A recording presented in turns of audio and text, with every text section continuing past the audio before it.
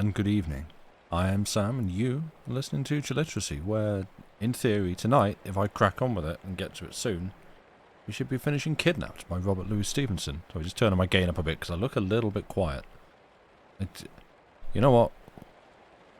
Windows and OBS are as they will do. I have no control over the levels of things. But yeah, I also have Joey, who has insisted upon being on my lap, but is now also asking for fuss. So this is good. I don't have to do anything else. Yeah, hello, welcome, and hello especially to Sherlock Holmes, and hello to Jason Isaacs. With Billiam as well, and Andy Pence, who resubbed. Thank you very much for the 25 months. And Speedy also, thank you for raiding in. It's lovely to see you. I hope you're doing well. But yeah, I don't know. How are you doing? Are we well? Are we okay? While I think of it, I'm going to put that so I can pin it to the top of chat, because that's where we're starting from. If anyone wants to click along and click on and read along as well. I've just been while the countdown was going through, just like scrolling through and looking at all the illustrations, because I don't actually tend to see these because they're not in the book that I'm reading. We grow tired of the library. There are too many people here. Wait, what? No, it's good. Wait, what? We want people here. I don't know what you're referencing. I'm assuming you're referencing. Or is this something I've just said? You're having cereal for dinner and nobody can stop you? No, good. Have it. One, I have a cat hair in my mouth. There. So that's good. Oh, you are molting so much. Why? It's getting cold. You need this fur. Oh, you like that there are people in the library in theory, but you are tired of being here. Oh, I see. Literally, you are stuck in the library because there is power there and not at home. Yes, of course. Sorry, I completely blanked on your circumstances. I thought you were talking about some kind of metaphorical library or something, like a reference to something. Excuse me, dropping a pencil. No, literal, real, actual library where you are. I bet him lurking on low bandwidth. The channel is perfect in case you need to switch to audio only. Nice. Well, yeah, that's again the sort of vibes that we've been going for here. Just like a, lo-fi public domain fiction to chill to. Is sort of what we're going for. Like, kind of one step above radio broadcast. Not in terms of quality or production values, but, sensory complexity. But yeah, it very easily survives a transition down to audio only. You lose basically nothing. How am I? Yeah, okay. As perhaps, I don't know, it was almost like a slightly kind of troubling pre-stream ritual I now seem to be getting into. It gets to like a little bit before 8 on a Saturday evening and my brain goes, ooh, nap time. It doesn't matter how little I've actually been up and around and awake today. But I just want to like switch off, so that's where I've been and what I've been doing for about the last hour. Excuse me, that's a very illustrative yawn that's just popped up. Not fake at all, honestly. Which, insisting that just makes it sound more fake, but no, that was a genuine yawn. Apparently I have a pre-stream nap now, so that's how I'm approaching my 42nd year. Saturday afternoon's a perfect time for naps. It is, but I've never been that kind of person. I'm always someone who's apart from in the morning when I need to wake up, and that's the only time I actually want to be asleep. The rest of the time I kind of hate like dozing off and sleeping. Not least because naps tend to make me feel worse. Cozy nap times are scary because you might not wake until 2 AM. Exactly. And then, everyone's gone to bed. Yeah, 1 second. Joey now wants to go out.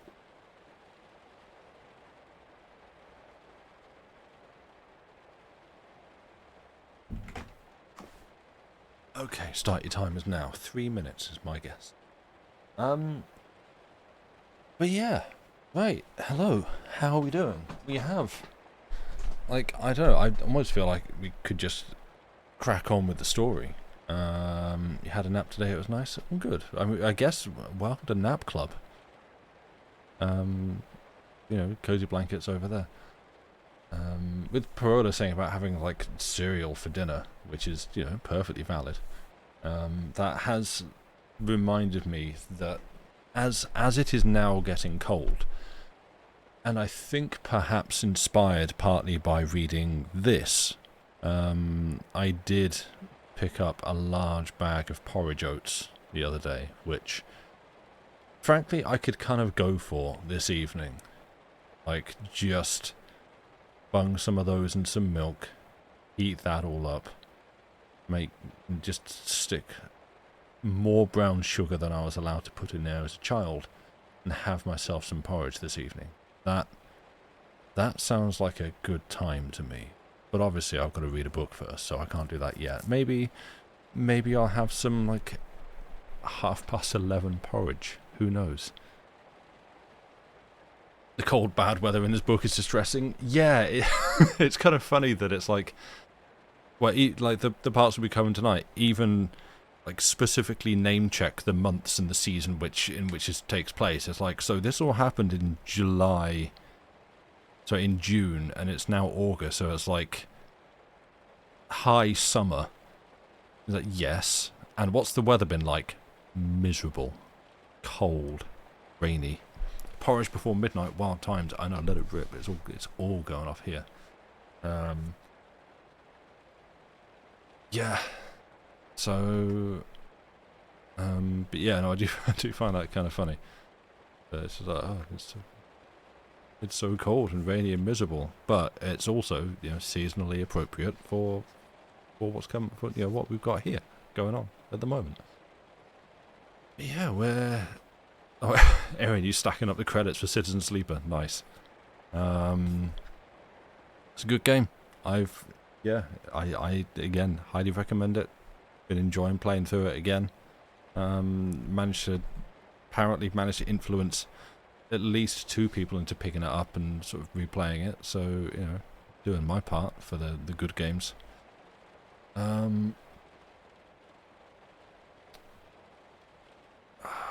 What was I saying? Yeah, so like this will be the end. Expecting to finish this tonight. I'm not sure exactly what mine and Lucy's plans are for what is being read next by whom, because as we go into spooky season, I do have.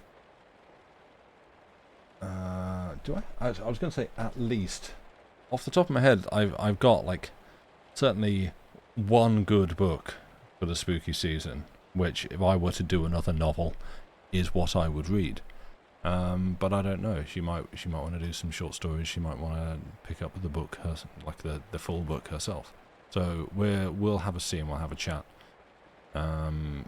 We've not fully planned that out yet, but yeah, that's those are things. You are now pre-crying, so there's that. Oh, no, from the ending of Citizen Sleeper. Without spoiling things, did you do the thing that I was just telling you? Did you see the ending that I just said that I got? Because that would make sense. No. Oh, okay. Well then, I'll shut my mouth. You're jealous of the full weather still unbearably hot here? Yeah, you said 100.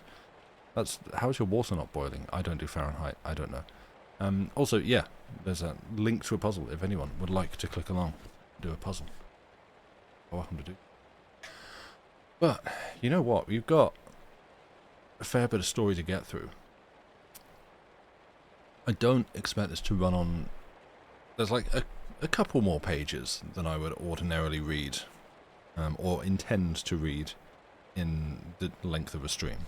I've definitely done longer. Looking at you, the Willows and the Damned. But if we don't start now, then we'll never finish. So, what say, if this is alright with everyone, we crack on, get into the story. And we'll bring, well, not immediately. We've got, it's a full stream's length. We've got some chapters, then a break, and then some more chapters. But if you're ready to find out how things end, an unexpectedly long stream for me, that could never happen. You shush, my mum might be listening in. She doesn't need to know that I streamed American Truck Sim for 11.5 hours. But if we're ready, some reading, some accents, and a story of misdeeds in the Scottish Highlands, then we shall begin. Kidnapped by Robert Louis Stevenson. Chapter 25. In Balquhidder. At the door of the first house we came to, Alan knocked, which was no very safe enterprise in such a part of the Highlands as the Braes of Balquhidder. No great clan held rule there. It was filled and disputed by small septs and broken remnants, and what they call chiefless folks, driven into the wild country about the springs of Forth and Teith by the advance of the Campbells. Here were Stuarts and MacLarens, which came to the same thing, for the MacLarens followed Alan's chief in war, and made but one clan with Appin. Here, too, were many of that old, proscribed, nameless, red-handed clan of the MacGregors. They had always been ill-considered, and now, worse than ever, having credit with no side or party in the whole country of Scotland. Their chief, in the whole country of Scotland. Their chief, MacGregor of MacGregor, was in exile. The more immediate leader of that part of them about Balquhidder, James Moore, Rob Roy's eldest son, lay waiting his trial in Edinburgh Castle.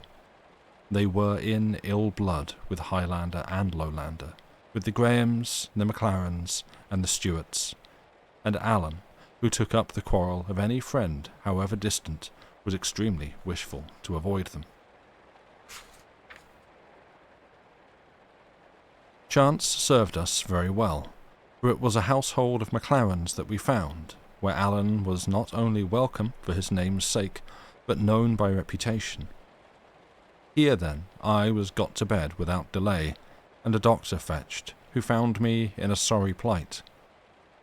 But whether because he was a very good doctor, or I, a very young, strong man, I lay bedridden for no more than a week, and before a month I was able to take the road again with a good heart. All this time Alan would not leave me, though I often pressed him, and indeed his foolhardiness in staying was a common subject of outcry with the 2 or 3 friends that were let into the secret. He hid by day in a hole of the braes under a little wood, and at night, when the coast was clear, would come into the house to visit me. I need not say if I was pleased to see him. Mrs. MacLaren, our hostess, thought nothing good enough for such a guest, and as Duncan Dhu, which was the name of our host, had a pair of pipes in his house and was much of a lover of music, the time of my recovery was quite a festival, and we commonly turned night into day. The soldiers let us be, although once a party of 2 companies and some dragoons went by in the bottom of the valley, where I could see them through the window as I lay in bed. What was much more astonishing, no magistrate came near me, and there was no question put of whence I came or whither I was going. And in that time of excitement, I was as free of all inquiry as though I had lain in a desert. Yet my presence was known before I left to all the people of Balquhidder and the adjacent parts, many coming about the house on visits, and these, after the custom of the country, spreading the news among their neighbours. The bills, too, had now been printed. There was one pinned near the foot of my bed, where I could read my own not very flattering portrait, and, in larger characters, the amount of the blood money that had been set upon my life. Duncan Dhu and the rest that knew that I had come there in Alan's company could have entertained no doubt of who I was, and many others must have had their guess. Although I had changed my clothes, I could not change my age or person, and lowland boys of 18 were not so rife in these parts of the world, and above all about that time, that they could fail to put one thing with another and connect me with the bill. So it was, at least. Other folk keep a secret among 2 or 3 near friends, and somehow it leaks out. But among these clansmen, it is told to a whole countryside, and they will keep it for a century. There is but one thing that happened worth narrating, and that is the visit I had of Robin Oig, one of the sons of the notorious Rob Roy. He was sought upon all sides on a charge of carrying a young woman from Balfron and marrying her, as was alleged, by force. Yet he stepped about Balquhidder like a gentleman in his own walled policy.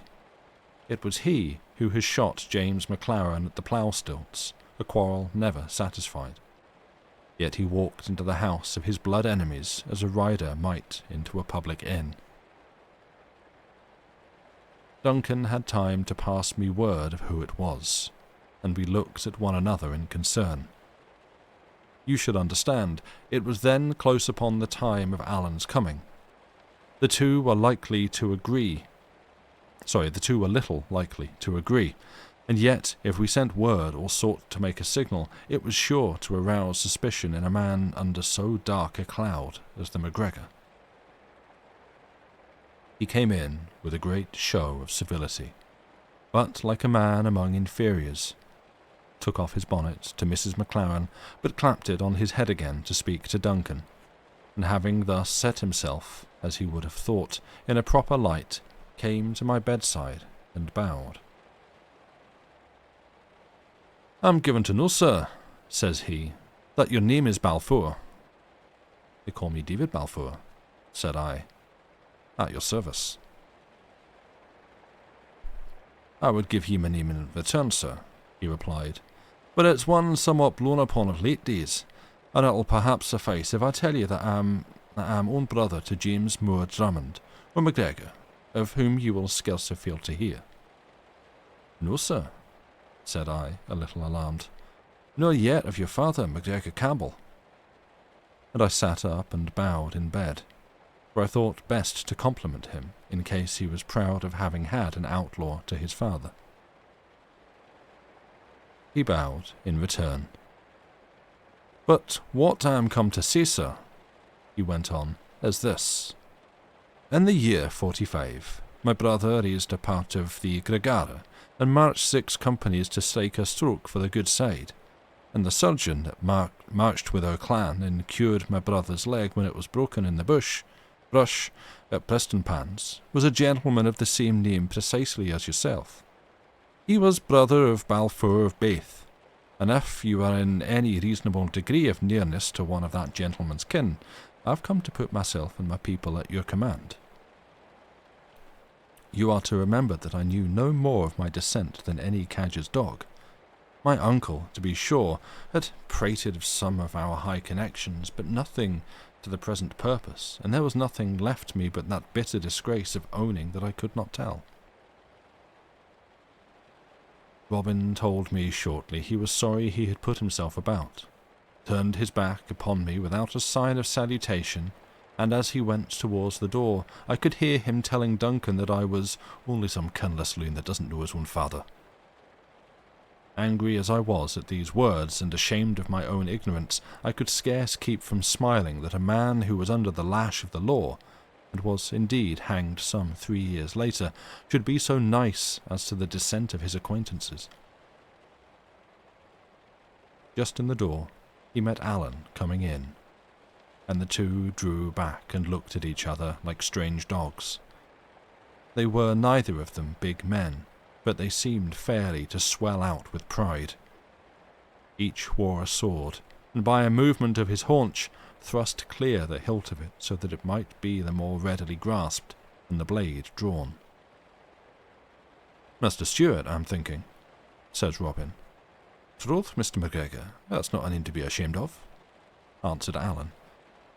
I did not know you were in my country, sir, says Robin. It sticks in my mind that I'm in the country of my friends the McLarens, said Alan. That's a kettle point, returned the other. There may be 2 words to say to that, but I think I will have heard that you are a man of your sword. Unless you are born deaf, Mr. McGregor, you will have heard a good deal more than that, says Alan. I'm not the only man who can draw steel in Appin. And when my kinsman and captain, Archil, had a talk with a gentleman of your name not met so many years back, I could never hear that McGregor had the best of it. Do you mean my father, sir? Says Robin. Well, I wouldn't wonder, said Alan. The gentleman I have in my mind had the ill taste to clap Campbell to his name. My father was an old man, returned Robin. The match was unequal. You and me would make a better pair, sir.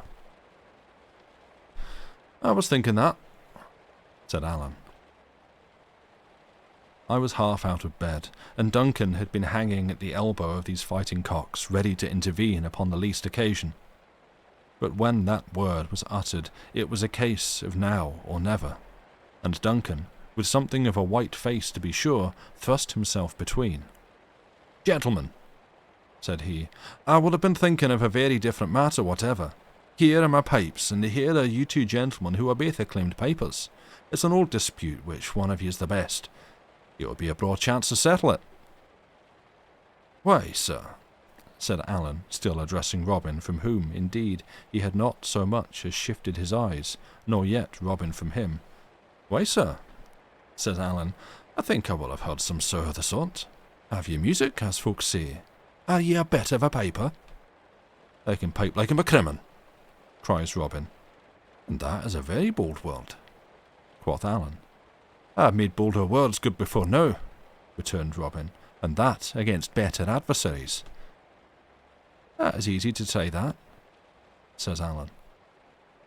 Duncan Dhu made no haste to bring out the pair of pipes that was his principal possession, and to set before his guests a mutton ham and the bottle of that drink which they call Athol Brose, and which is made of old whisky, strained honey, and sweet cream, slowly beaten together in the right order and proportion. The 2 enemies were still on the very breach of a quarrel, but down they sat, one upon each side of the peat fire, with a mighty show of politeness. McLaren pressed them to taste his mutton ham, and the wife's brose, reminding them the wife was out of Athol, and had a name far and wide for her skill in that confection. But Robin put aside these hospitalities as bad for the breath. I would have ye to remark, sir, said Alan, that I have nae broken bread for near upon 10 hours, which will be worse for the breath than any brose in Scotland. I will take no advantages, Mr. Stewart, replied Robin. Eat and drink, I'll follow you. Each ate a small portion of the ham and drank a glass of the brose to Mrs. McLaren, and then, after a great number of civilities, Robin took the pipes and played a little spring in a very ranting manner. Aye, you can blow, said Alan, and taking the instrument from his rival, he first played the same spring in a manner identical with Robin's.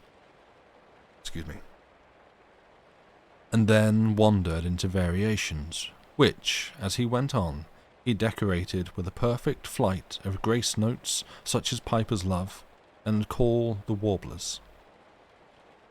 I had been pleased with Robin's playing. Alan's ravished me. That's no very bad, Mr. Stewart, said the rival, but you show a poor device in your warblers. Me! Cried Alan, the blood starting to his face. I give you the lie. You and yourself beaten at the pipes, then, said Robin, that you seek to change them for a sword. And that's very well said, Mr. McGregor, returned Alan. And in the meantime, laying a strong accent on the word, I take back the lie. I appeal to Duncan. Indeed, you need appeal to nobody, said Robin. You're a far better judge than any McLaren and Balquhidder. But it's a God's truth that you're a very creditable piper for a Stewart. Hand me the pipes. Alan did as he asked, and Robin proceeded to imitate and correct some part of Alan's variations, which it seemed that he remembered perfectly.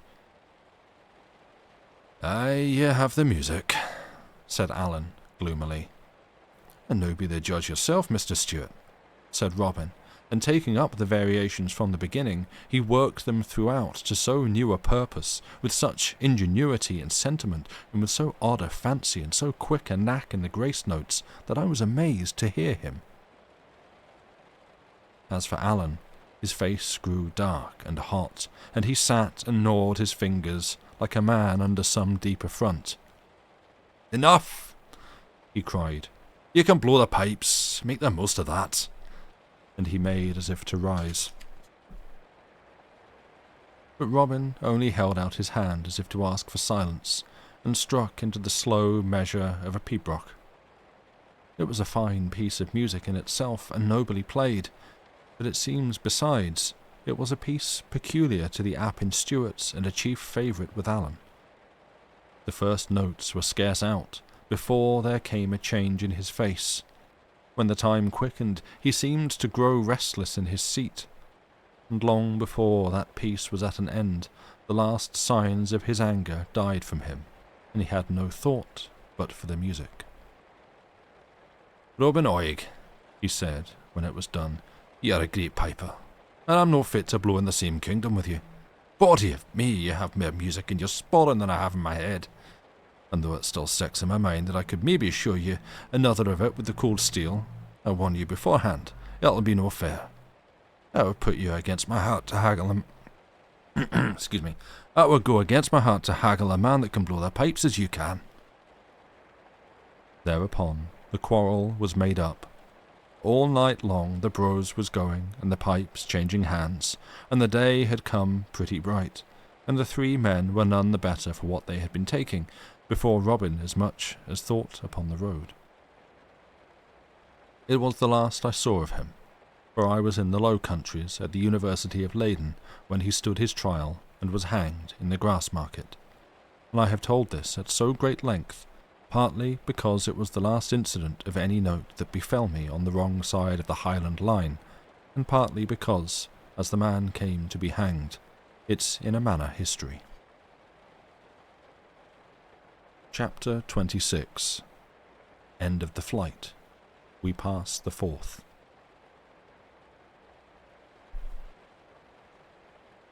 The month, as I have said, was not yet out, but it was already far through August, and beautiful warm weather, with every sign of an early and great harvest, when I was pronounced able for my journey.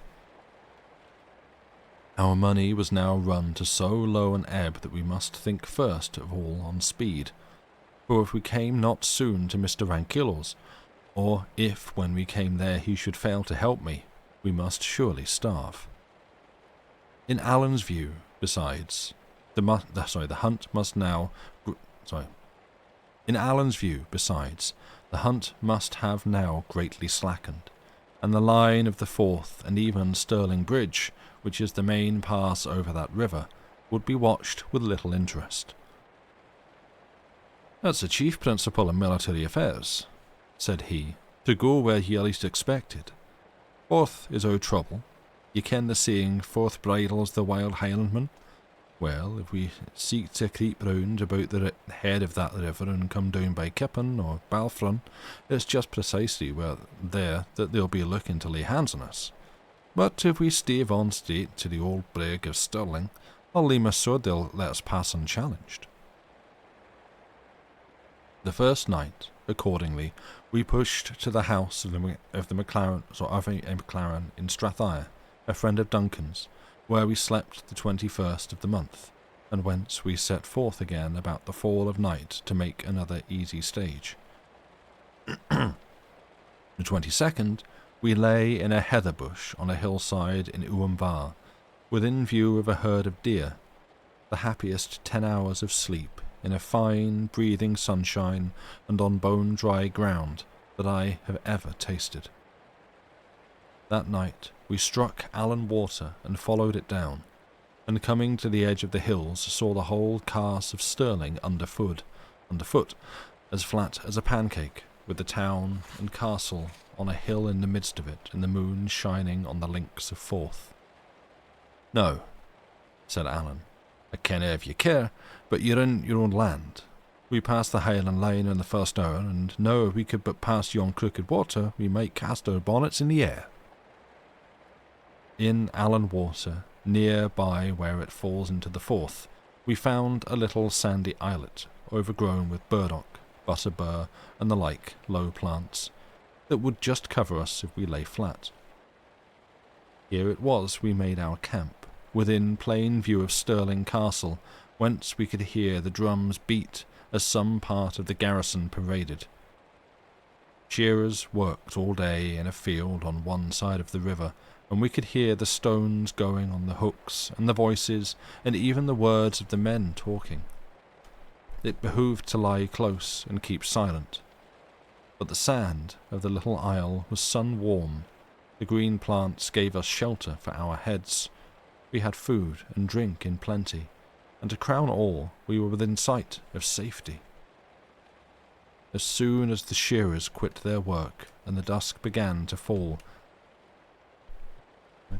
weird, my keyboard's making weird creaking sounds.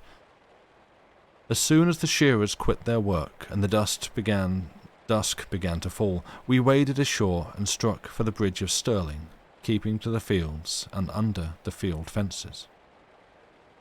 The bridge is close under the castle hill, an old, high, narrow bridge with pinnacles along the parapet, and you may conceive with how much interest I looked upon it, not only as a place famous in history, but as the very doors of salvation to Allan and myself. The moon was not yet up when we came there. A few lights shone along the front of the fortress, and lower down a few lighted windows in the town, but it was all mighty still, and there seemed to be no guard upon the passage. I was for pushing straight across, but Allan was more wary. "It looks unco quiet," said he, "but for all that we'll lie down here cannily behind a dyke and make sure." So we lay for about a quarter of an hour, whiles whispering, whiles lying still and hearing nothing earthly but the washing of the water on the piers. At last there came by an old, hobbling woman with a crutch stick, who first stopped a little, close to where we lay, and bemoaned herself and the long way she had travelled, and then set forth again up the steep spring of the bridge. The woman was so little, and the night still so dark, that we soon lost sight of her, only heard the sound of her steps and her stick, and the cough that she had by fits draw slowly farther away. "She's bound to be across now," I whispered. "Nah," said Allan. "Her foot still sounds boss upon the bridge." And just then, "Who goes?" cried a voice, and we heard the butt of a musket rattle on the stones. I must suppose the sentry had been sleeping, so that, had we tried, we might have passed unseen. But he was awake now, and the chance forfeited. "This'll never do," said Allan. "This'll never do for us. This'll never do for us, David." And without another word he began to crawl away through the fields, and a little after, being well out of eye-shot, got to his feet again and struck along a road that led to the eastward. I could not conceive what he was doing, and indeed I was so sharply cut by the disappointment that I was little likely to be pleased with anything. A moment back, and I had seen myself knocking at Mr. Ankylow's door to claim my inheritance, like a hero in a ballad.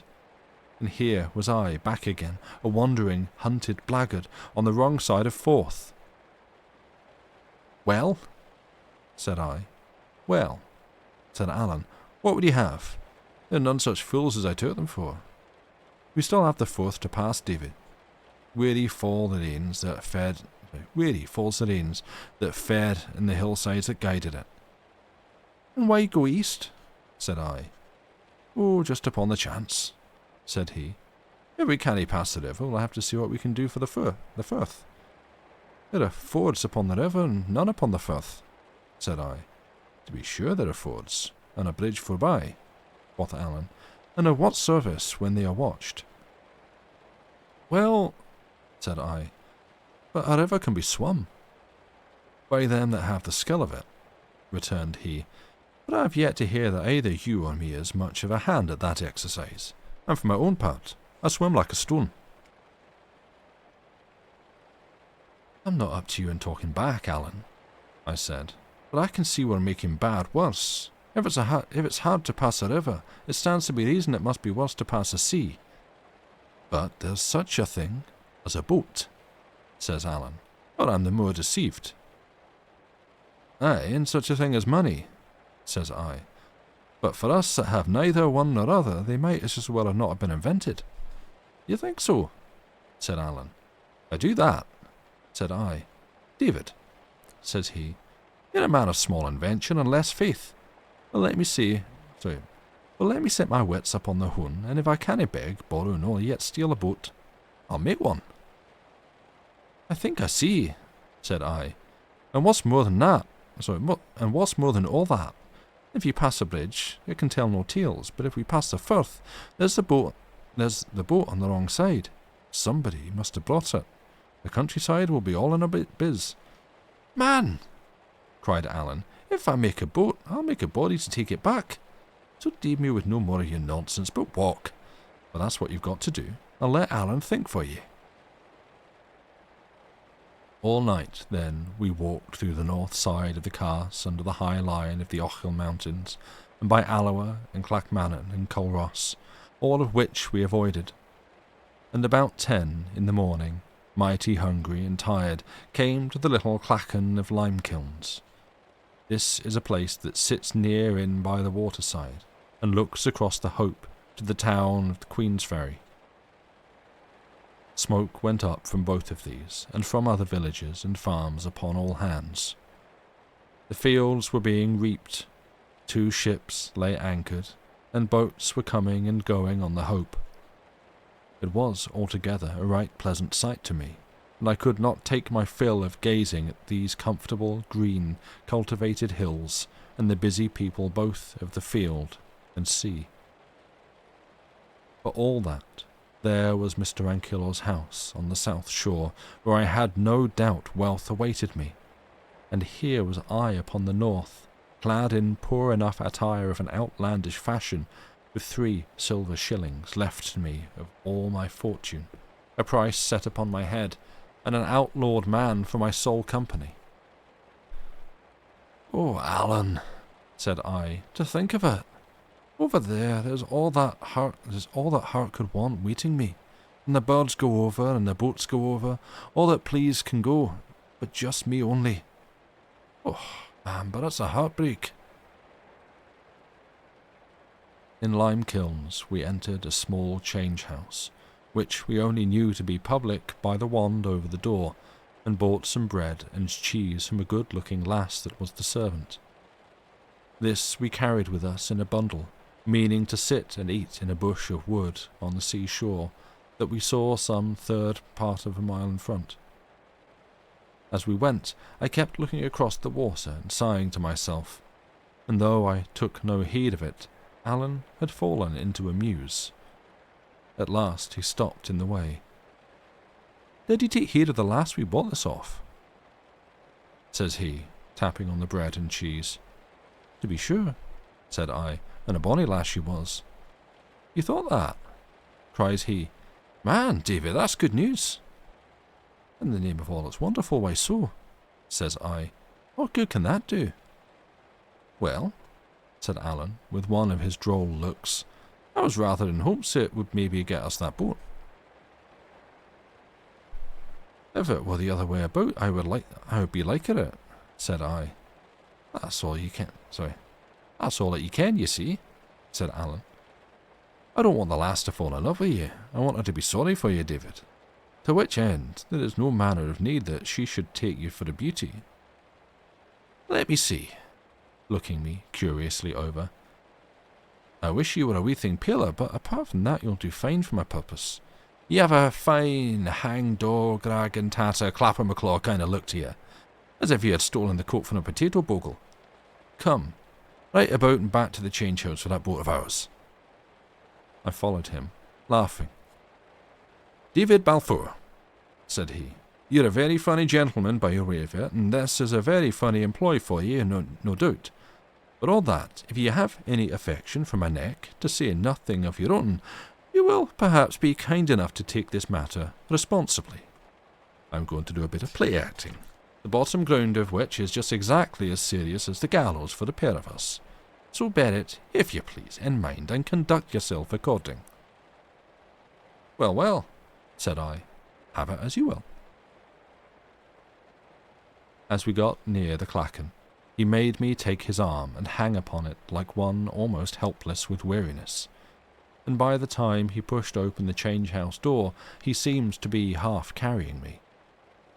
The maid appeared surprised, as well she might be, at our speedy return, but Alan had no words to spare for her in explanation, helped me to a chair, called for a tass of brandy with which he fed me in little sips, and then, breaking up the bread and cheese, helped me to eat it like a nursery lass. The whole with that grave, concerned, affectionate countenance that might have imposed upon a judge. It was small wonder if the maid were taken with the picture we presented, of a poor, sick, overwrought lad and his most tender comrade. She drew quite near, and stood leaning with her back on the next table. "What's wrong with him?" she said at last. Alan turned upon her, to my great wonder, with a kind of fury. "Wrong!" cries he. "He's walked more hundreds of miles than he has hairs upon his chin, and slept oftener in wet heather than dry sheets." "Wrong," quoth she. "Wrong enough, I think. Wrong indeed." And he kept grumbling to himself as he fed me, like a man ill-pleased. "He's young for the like of that," said the maid. "We're young," said Alan, with his back to her. "You'd be better riding," says she. "And where could I get a horse to him?" cried Alan, turning on her with the same appearance of fury. "Would you have me steal?" I thought this roughness would have sent her off in dudgeon, as indeed it closed her mouth for a time, but my companion knew very well what he was doing, and, for as simple as he was in some things of life, he had a great fund of roguishness in such affairs as these. "You needn't tell me," she said at last. "You're gentry." "Well," said Alan, softened a little, I believe against his will, by this artless comment, "I suppose we were. Did ever you hear that gentries put money in folks' pockets?" She sighed at this, as if she were herself some disinherited great lady. "No," says she, "that's true indeed." I was all this while chafing at the part I played, and sitting tongue-tied between shame and merriment. But somehow, at this, I could hold in no longer, and bade Alan let me be, for I was better already. My voice stuck in my throat, for I ever hated to take part in lies, but my very embarrassment helped on the plot, for the lass no doubt set down my husky voice to sickness and fatigue. "Has he nae friends?" said she in a tearful voice. "That has he so," cried Alan, "if we could but want to them. Friends and rich friends, beds to lie in, food to eat, doctors to see to him. And here he must tramp in the dubs and sleep in the heather like a beggarman." "And why that?" says the lass. "My dear," says Alan, "I cannae very safely say, but I'll tell you what I'll do instead," says he. "I'll whistle ye a bit tune." And with that he leaned pretty far over the table, and in a mere breath of a whistle, but with a wonderful pretty sentiment, gave her a few bars of "Charlie is my darling." "Wheesh," says he, and looks over her shoulder to the door. "That's it," says Alan. "And him so young," cries the lass. "He's old enough too." And Alan struck his forefinger on the back part of his neck, meaning that I was old enough to lose my head. "It would be a black shame," she cried, flushing high. "That's what will be, though," said Alan, "unless we manage the better." At this the lass turned and ran out of that part of the house, leaving us alone together, Alan in high good humour at the furthering of his schemes, and I in bitter dudgeon at being called a Jacobite and treated like a child. "Alan," I cried, "I can stand no more of this." "You'll have to sit it then, Davy," said he. "But if you upset the pot now, you may scrape your own life out of the fire, for Alan Breck is a dead man." This was so true that I could only groan, and even my groan served Alan's purpose, for it was overheard by the lass as she came flying in again with a dish of white puddings and a bottle of strong ale. "Poor lamb," says she, and had no sooner set the meat before us than she touched me on the shoulder with a little friendly touch, as much as to bid me cheer up. Then she told us to fall to, and there would be no more to pay, for the inn was her own, or at least her father's, and he was gone for the day to Pittencrieff. We waited for no second bidding, for bread and cheese is but cold comfort, and the pudding smelt excellently well. And while we sat and ate, she took up that same place by the next table, looking on, and thinking, and frowning to herself, and drawing the string of her apron through her hand. "I'm thinking you have a rather long tongue," she said at last to Alan. "Aye," said Alan, "but you see I ken the folk I speak to." "I would never betray ye," said she, "if you mean that." "No," said he, "you're not that kind. But I'll tell you what you would do. You would help." "I couldna," she said, shaking her head. "Nah, I couldna." "No," said he, "but if you could." She answered him nothing. "Look here, my lass," said Alan. "There are boats in the kingdom of Fife, for I saw two no less upon the beach as I came in by your town's end. Now if we could have use of a boat to pass under a cloud of night into Lothian, and some secret, decent kind of a man to bring that boat back again and keep us counsel, there would be 2 souls saved. Mine, to all likelihood, his, to a dead surety. If we lack that boat, we have but 3 shillings left in this wide world, and where to go, and how to do, and what other place there is for us except the chains of a gibbet. I give you my naked word, I kenna. Shall we go wanting, lassie? Are ye to lie in your warm bed and think upon us, when the wind growls in the chimney and the rain tills on the roof? Are ye to eat your meat by the cheeks of a red fire, and to think upon this poor sick lad of mine, biting his finger ends on a blay muir for cold and hunger? Sick or sound, he must aye be moving. With the death grapple at his throat, he must aye be trailing in the rain on the lang roads. And when he gants his last on a rickle of cold stains, there will be nae friends near him, but only me and God. At this appeal, I could see the lass was in great trouble of mind, being tempted to help us, and yet in some fear she might be helping malefactors. And so, now, I determined to step in myself, and to allay her scruples with a portion of the truth. "Did you ever hear," said I, "of Mr. Rankeillor of the ferry?" "Rankeillor the writer?" said she. "I dare say that." "Well," said I, "that's to his door that I am bound, so you may judge by that if I am an ill-doer. And I will tell you more, that though I am indeed, by a dreadful error and some peril of my life, King George has no truer friend in Scotland than myself." Her face cleared up mightily at this, although Alan's darkened. "That's more than I could ask," said she. "Mr. Rankeillor is a Kent man." And she bade us finish our meat, get clear of the clachan as soon as might be, and lie close in the bit wood on the sea beach. "And you can trust me," says she. "I'll find some means to put you over."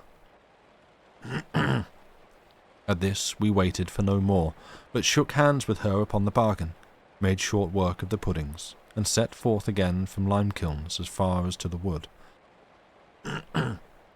It was a small piece of perhaps a score of elders and hawthorns and a few young ashes, not thick enough to veil us from passers-by upon the road or beach.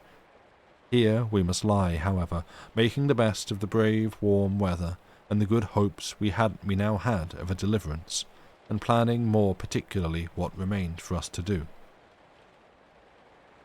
We had but one trouble all day, when a strolling piper came and sat in the same wood with us, a red-nosed, blear-eyed, drunken dog, with a great bottle of whisky in his pocket, and a long story of wrongs that had been done him by all sorts of persons.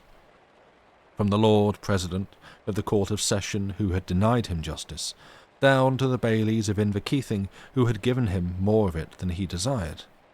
It was impossible that he should conceive some suspicion of two men lying all day, concealed in a thicket and having no business to allege.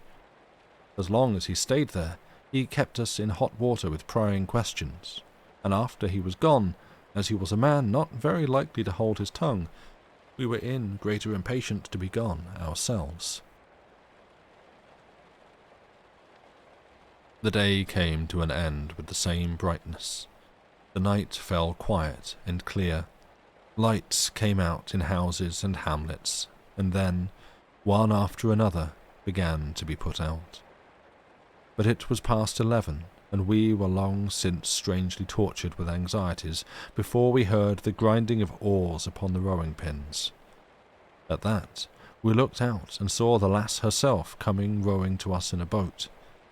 She had trusted no one with our affairs, not even her sweetheart if she had one, but as soon as her father was asleep, had left the house by a window, stolen a neighbour's boat, and come to our assistance single-handed. I was abashed how to find expression for my thanks, but she was no less abashed at the thoughts of hearing them. Begged us to lose no time and to hold our peace, saying, very properly, that the heart of our matter was in haste and silence. And so, what with one thing and another, she had set us on the Lothian shore not far from Caradon, had shaken hands with us, and was out again at sea and rowing for limekilns before there was one word said either of her service or our gratitude. Even after she was gone, we had nothing to say, as indeed nothing was enough for such a kindness. Only Alan stood a great while upon the shore, shaking his head. "It is a very fine lass," he said at last. "David, it is a very fine lass." And a matter of an hour later, as we were lying in our den on the seashore, and I had been already dozing, he broke out again in commendations of her character. For my part, I could say nothing. She was so simple a creature that my heart smote me both with remorse and fear. Remorse, because we had traded upon her ignorance, and fear lest we should have any way involved her in the dangers of our situation.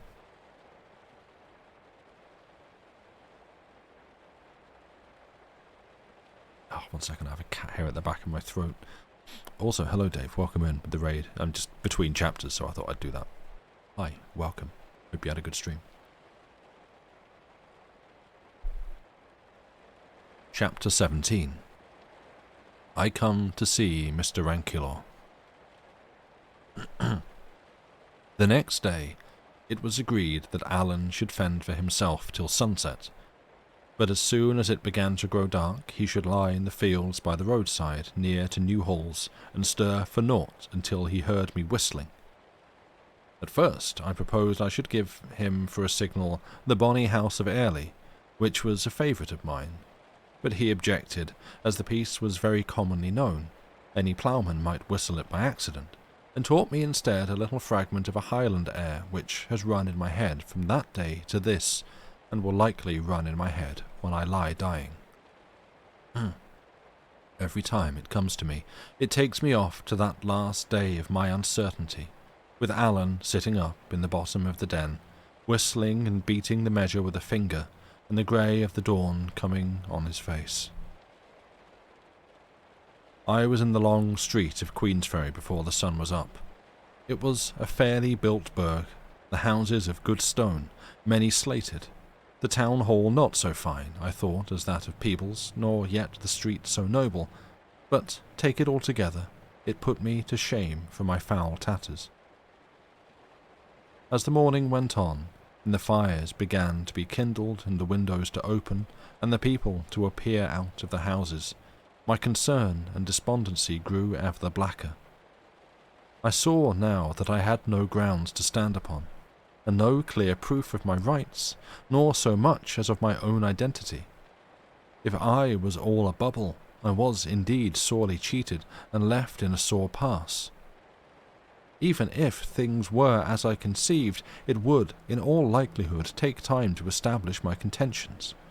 And what time had I to spare with less than 3 shillings in my pocket, and a condemned, hunted man upon my hands to ship out of the country? I don't know if you can hear the very loud helicopter in the background, but there's a very loud helicopter in the background. Truly, if my hope broke with me, it might come to the gallows yet for both of us.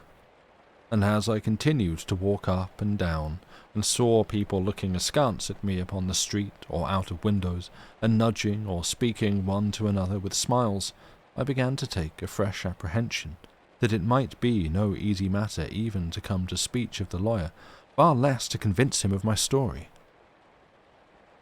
For the life of me, I could not muster up the courage to address any of these reputable burghers. I thought shame even to speak with them in such a pickle of rags and dirt. And if I had asked for the house of such a man, as Mr.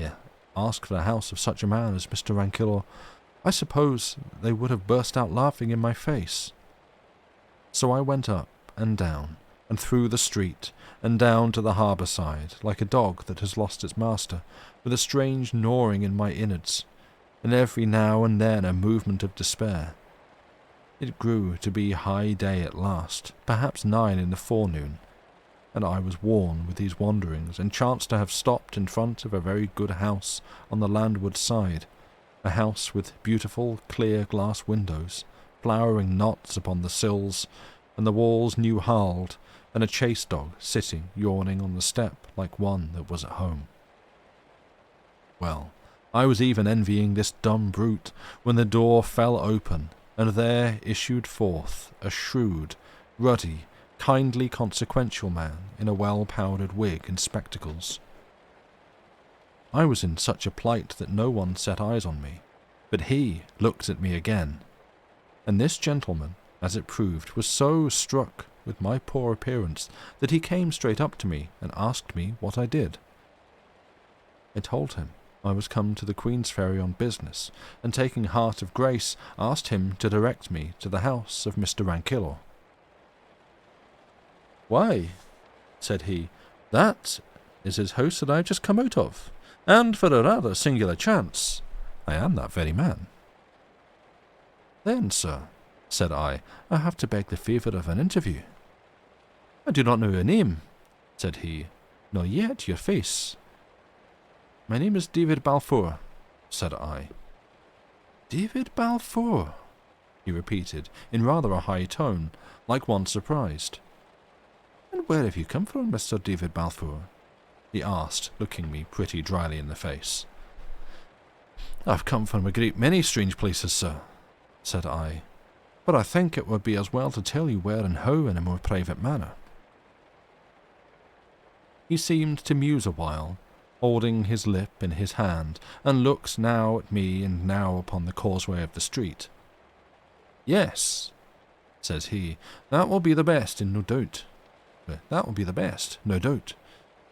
And he led me back with him into his house, cried out to some one whom I could not see that he would be engaged all morning, and brought me into a little dusty chamber full of books and documents. Here he sat down and bade me be seated, though I thought he looked a little ruefully from his clean chair to my muddy rags. "And now," says he, "if you have any business, pray be brief and come swiftly to the point. Nec gemino bellum Trojanum auditor ab ovo. Do you understand that?" says he with a keen look. "I will even do as Horace says, sir," I answered, smiling, "and carry you in media res." He nodded, as if he was well pleased, and indeed his scrap of Latin had been set to test me. For all that, and though I was somewhat encouraged, the blood came in my face when I added, "I have reason to believe myself some rights on the estate of Shaw's." He got a paper book out of the drawer and set it before him open. "Well?" said he. But I had shot my bolt, and sat speechless. Come, Mr. Balfour," said he, "you must continue. Where were you born?" "In Essendine, sir," said I. "The year 1734, the 12th of March." He seemed to follow this statement in his paper book. But what that meant, I knew not. Your father and mother? My father was Alexander Balfour, schoolmaster of that place, said I. And my mother, Grace Petaro. I think her people were from Angus. Have you any papers proving your identity? Asked Mr. Ankylo. No, sir, said I, but they are in the hands of Mr. Campbell, the minister, and could be readily produced. Mr. Campbell, too, would give me his word. For that matter, I do not think my uncle would deny me. Meaning Mr. Ebenezer Balfour, says he. The same, said I. Whom have you seen? He asked. By whom I was received into his own house, I answered. Sorry, whom you have seen, he asked. By whom I was received into his own house, I answered. Did you ever meet a man of the name of Hoseason? Asked Mr. Ankylo. I did so, sir, for my sins, said I, but it was by his means and the procurement of my uncle that I was kidnapped within sight of this town, carried to sea, suffered shipwreck and 100 other hardships, and stand before you today in this poor accoutrement. You see, you were shipwrecked, says Rankylo. Where was that? Off the south end of the Isle of Mull, said I. The name of the isle on which I was cast up is the Island Erid. Ah, says he, smiling, you're deeper than me in your geography. But so far, I may tell you this agrees pretty exactly with other information that I hold. But you say you were kidnapped. In what sense? In the plain meaning of the word, sir, said I. I was on my way to your house when I was trepanned on board the brig, cruelly struck down, thrown below, and knew no more of anything till we were far at sea. I was destined for the plantations, a fate that, in God's providence, I've escaped. The brig was lost on June 27th, says he, looking in his book, and we are now at August the 24th. Here is a considerable hiatus, Mr. Balfour, of near upon 2 months. It has already caused a vast amount of trouble to your friends, and I own I shall not be very well contented until it is set right. Indeed, sir, said I, these months are very easily filled up, but yet before I told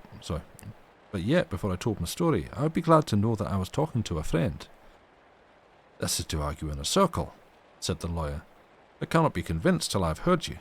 I cannot be your friend till I am properly informed. If you were more trustful, it would better befit your time of life. And you know, Mr. Balfour, we have a proverb in the country that evil doers are, evil dreaders. You're not to forget, sir, said I, that I have already suffered by my trustfulness, and was shipped off to be a slave by the very man that, if I rightly understand, is your employer. All this while, I had been gaining ground with Mr. Rankylo, and in proportion as I gained ground, gaining confidence. But at this sally, which I made with something of a smile myself, he fairly laughed aloud. No, said he, that's not as bad as that. Pui non sum. I was, indeed, your uncle's man of business, but while you, imberbis juvenis custodi remoto, were gallivanting in the west, a good deal of water has run under the bridges, and if your ears did not sing, it was not for lack of being talked about. On the very day of your sea disaster, Mr. Campbell stalked into my office, demanding you from all the winds. I never heard of your existence, but I had known your father, and was from matters in my competence, to be touched upon hereafter, I was disposed to fear the worst. Mr. Ebenezer admitted having seen you, declared, what seemed improbable, that he had given you considerable sums, and that you had started for the continent of Europe, intending to fulfill your education, which was probable and praiseworthy. Interrogated how you had come to send no word to Mr. Campbell, he deponed that you had expressed a great desire to break with your past life.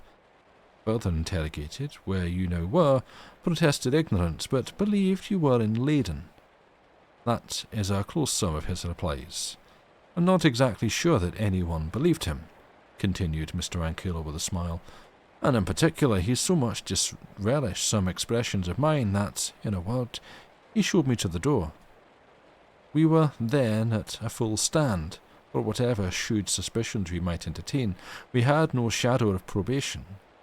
In the very article comes Captain Hoseason with the story of your drowning, whereupon all fell through, with no consequences but concern to Mr. Campbell, injury to my pocket, and another blot upon your uncle's character, which could very ill afford it. And now, Mr. Balfour, said he, you understand the whole process of these matters, and can judge for yourself to what extent I may be trusted.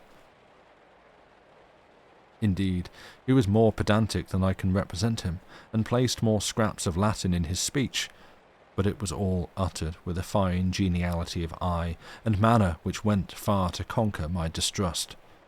Moreover, I could see he now treated me as if I was myself beyond a doubt, so that first point of my identity seemed fully granted. Sir, said I, if I tell you my story, I must commit a friend's life to your discretion. Pass me your word it shall be secret, and for what touches myself, I will ask no better guarantee than just your face. He passed me his word very seriously. But, said he, these are rather alarming prolocutions, and if there are in your story any little jostles to the law, I would beg you to bear in mind that I am a lawyer, and pass lightly. Thereupon I told him my story from the first, he listening with his spectacles thrust up and his eyes closed, so that I sometimes feared he was asleep. But no such matter. He heard every word, as I found afterward, with such quickness of hearing and precision of memory as often surprised me. Even strange, outlandish Gaelic names, heard for that time only, he remembered and would remind me of years after. Yet, when I called Alan Breck in full, we had an odd scene. The name of Alan had, of course, rung through Scotland with the news of the Appin murder and the offer of the reward, and it had no sooner escaped me than the lawyer moved in his seat and opened his eyes. I would name no unnecessary names, Mr. Balfour, said he, above all of Highlanders, many of whom are obnoxious to the law. Well, it might have been better not, said I, but since I have let it slip, I may as well continue. Not at all, said Mr. Rankilaw. I am somewhat dull of hearing, as you may have remarked, and I am far from sure I caught the name exactly. We will call your friend, if you please, Mr. Thompson, that there may be no reflections, and in future I would take some such way with any Highlanders that you may have to mention, dead or alive. By this I saw he must have heard the name all too clearly and had already guessed I might be coming to the murder. If he chose to play this part of ignorance, it was no matter of mine. So I smiled, said it was no very Highland-sounding name, and consented. Through all the rest of my story, Alan was Mr. Thompson, which amused me the more, as it was a piece of policy after his own heart. James Stewart, in the like manner, was mentioned under the style of Mr. Thompson's kinsman. Colin Campbell passed as a Mr. Glenn, and to Cluny, when I came to that part of my tale, I gave the name of Mr. Jameson, a Highland chief. It was truly the most open farce, and I wondered that the lawyer should care to keep it up. But after all, it was quite in the taste of that age, when there were two parties in the state, and quiet persons, with no very high opinions of their own, sought out every cranny to avoid offence to either. Well, well, said the lawyer, when I had quite done. This is a great epic, a great odyssey of yours.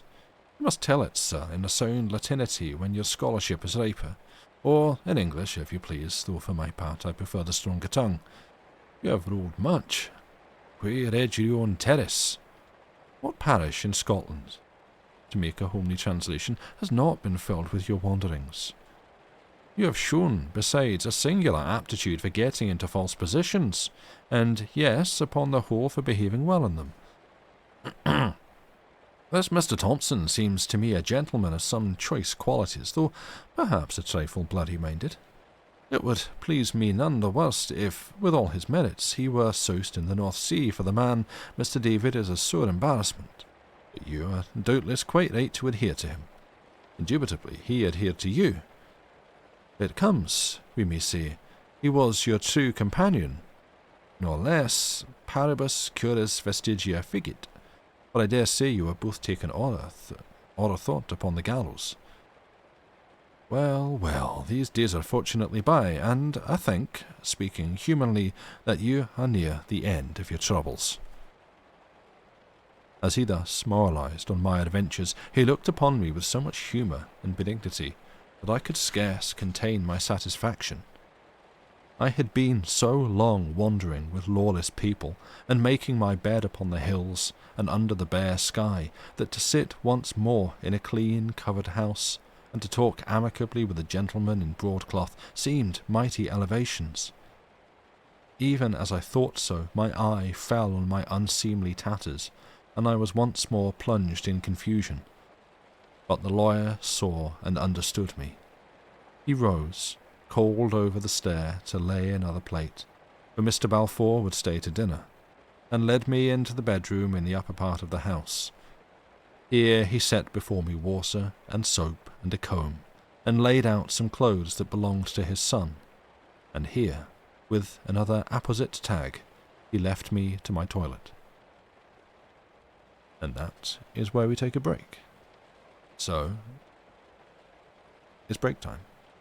Thank you, Dave, for reading in again. Obviously, I interrupted myself because I was, between chapters, but thank you. Welcome in. Andy, found a coffee shop? Hell yeah, nice one. Exactly. Go, as they put it at the time, in a phrase that it feels like a weird thing, but they kept saying it all the way through Dracula as well, like, go make your toilet, I guess. No, I don't like that. It's weird. Wasn't then, feels it now. I know it's just in, like, the general blanket term for, like, cleaning up, putting yourself in order or whatever, but, yeah, no, it's the French's fault. Wait. Le toilette. But yeah, it's break time. So, prepare yourselves for the end of the story. Go do what you gotta do. Make a drink of some kind, if you want. Cycle those fluids, make your own toilet, stretch the limbs that you've got, and we'll see you back here in about 5 minutes. I'm gonna get the burps out of my system, sorry. 5 minutes. Bye for now.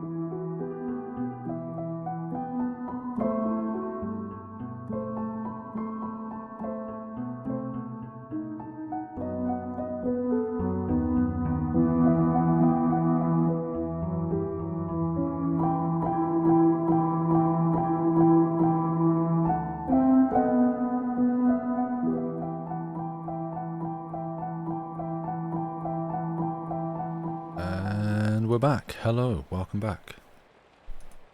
Where am I linking? There we go. We have just a couple more chapters to go. Who is excited? What is this? Chapter 28. Go. It's actually there in the URL. I didn't even look. Very excited. Good. Welcome back. Thank you, brother. Also to everyone. Welcome back. Hi. Yeah. So there we go. I mean, it's an interesting one because it's like, okay, well, after everything else he's gone through, he eventually just gets there, and the guy's like, oh yeah, okay. Just tell us a bit about yourself, and we'll see what we can do. Like, oh yeah, you are exactly. Don't worry, I know what's going on. Here, let me fix this, which is nice and a big relief for David. It's kind of almost anticlimactic, but after everything else, it's that's fine. That's okay. I feel like you've earned just a bit of a happy, peaceful resolution on some of these struggles you've been having. So exactly, he deserves a break. Which we've all just had. Hey, boom, that's poor David. Yeah, exactly. He's been through it in the course of like 2 months. But yeah, I don't know. Do you want to just kick on and finish the story? I'm assuming everyone that wants to be here is here. You've all used your break time. I didn't go and get tea. I obviously didn't go and get porridge. It would be cold by the time I finished. Do I want to be a midnight porridge gremlin after the stream? I don't know. I'll think about it. Maybe. If nothing else, I should just see how full I am. I don't want to just like force myself to eat food. Reject humanity, embrace gremlinity. Oh, who really adopted the gremlinity? I was born in it. That's, yeah. Always have been. You just learn to put a name on it. Midnight Porridge Gremlins, great band name. Yeah, exactly. Lucy can attest. I didn't go gremlin mode. I am gremlin mode. Right. Anyway. Enough about my poor personal life choices. Let's carry on with the story. Let's finish this thing out. And yeah, I don't know, Lucy, I was saying at the start, we haven't necessarily like put our heads together and figured out who's doing what next. Like in terms of who wants to take short stories, who wants to read a novel. So yeah, and this isn't saying like, let's do that now, live on stream. Been gremlining all your days, sometimes goblining. It's, it's a valid pursuit. It's like shuffling around your house with a bag, going, oh, that would be nice. Picking up things, putting them in your bag. You should decide on a novel. Yeah, well, that's... Okay, I guess we will do this now. We've got to throw down. And, yeah, like, because I have... I have the human chord. Every day I'm gremlining. Yeah, exactly. I have The Human Chord by Blackwood, which I can start reading. If you want me to do another novel, it also probably won't take too long, and feels thematically appropriate for the season as we step into October, which will probably mean that I actually won't. I'll read it. I'll do like one installment, get sick, do a cool kickflip, and then won't be able to like carry on reading it until like middle of December. You're scared of October? October is when I get like COVID or a cold and I'm not able to read for about 4 weeks, 5 weeks. So, yeah. As is tradition, I literally gave myself a note last year because of how bad it affected me in the middle of like summer to pre-record a bunch of stuff so that I had things ready for October. I didn't do this. Because I thought, nah, that won't happen again. So we'll see. But yeah, I have some short stories. I have a lot of short stories I can do if you have something, suitable that you wanted to do for October. but I've also got some novels. So we can see, we're down to the side right now. Put me in a bubble. Yeah, but then you won't be able to hear what I'm saying. It'll sound weird. Anyway. You have a think? Yeah, no worries. Let's have a story. Let's go on. It's nearly 10:30. So, if we are all ready, let us enter into the concluding part of Kidnapped by Robert Louis Stevenson. Chapter 28. I go in quest of my inheritance. I made what change I could in my appearance, and blithe was I to look in the glass and find the beggar-man a thing of the past, and David Balfour come to life again. And yet I was ashamed of the change too, and above all of the borrowed clothes. When I had done, Mr. Ranculor caught me on the stair, and made me his compliments, and had me again into the cabinet. "Sit ye down, David," said he, "and now that you are looking a little more like yourself, let me see if I can find you any news. You will be wondering, no doubt, about your father and your uncle. Be sure it is a singular tale, and the explanation is one that I blush to have to offer you. For," says he, really with embarrassment, "the matter hinges on a love affair." "Truly," said I cannot very well join that notion with my uncle." "But your uncle, Mr. David, was not always very old," replied the lawyer, "and what may perhaps surprise you more, not always ugly. He had a fine, gallant air. People stood in their doors to look after him as he went by upon a metal horse. I've seen it with these eyes, and I ingenuously confess, not altogether without envy. But I was a plain lad myself, and a plain man's son, and in those days it was a case of odi te qui bellus est, Sibel." "That sounds like a dream," said I. "Aye, aye," said the lawyer, "and that is how it is with youth and age. Nor was that all, but he had a spirit of his own that seemed to promise great things in the future. In 1715, what must he do but run away to join the rebels? It was your father that pursued him, found him in a ditch, and brought him back, multum gementem, to the mirth of the whole country. However, majora canamus, the two lads fell in love, and that with the same lady.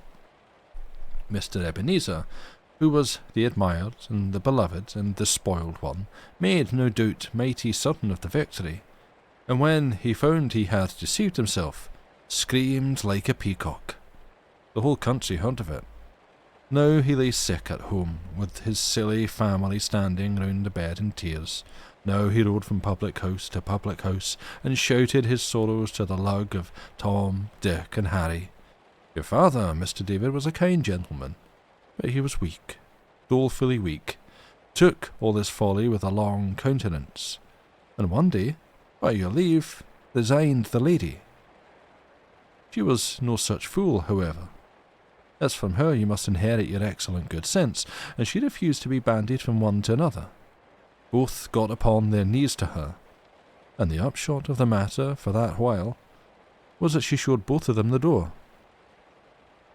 That was in August. Dear me, the same year I came from college.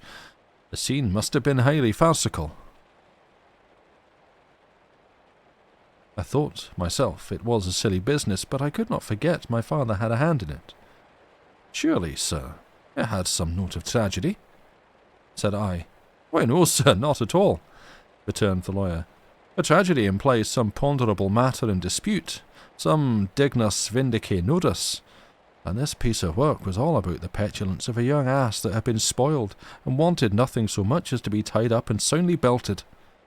However, that was not your father's view, and the end of it was that from concession to concession on your father's part, and from one height to another of squalling, sentimental selfishness upon your uncle's, they came at last to drive a sort of bargain, from whose ill results you have recently been smarting. The one man took the lady, and the other the estate. Now, Mr. David, they talk a great deal of charity and generosity, but in this disputable state of life, I often think the happiest consequences seem to flow when a gentleman consults his lawyer and takes all the law allows him. Anyhow, this piece of quixotry upon your father's part, as it was unjust in itself, has brought forth a monstrous family of injustices. Your father and mother lived and died poor folk, and were poorly reared.